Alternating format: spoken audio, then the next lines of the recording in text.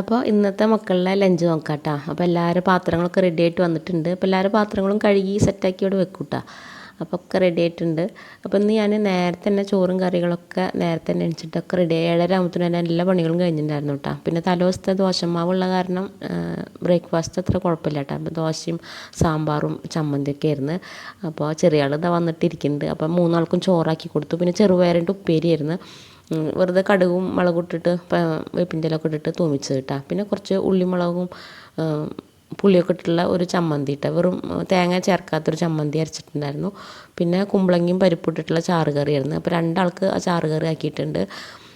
പിന്നെ ചെറിയ ആൾക്ക് കുറച്ച് ബീഫാണ് കേട്ടോ. കാരണം മറ്റൊരു രണ്ടാൾക്കും ബീഫ് അത്ര ഇഷ്ടമല്ല. അപ്പോൾ അത് കാരണം ബീഫ് വേണ്ടാന്ന് പറഞ്ഞു. അപ്പോൾ കുമ്പളങ്ങയുടെ കറി ആക്കി കൊടുത്തിട്ടുണ്ട്. ചെറിയ ആൾക്ക് ബീഫ് റോസ്റ്റാണ്. അപ്പോൾ അത് കുറച്ചാക്കി കൊടുത്തിട്ടുണ്ട് കേട്ടോ.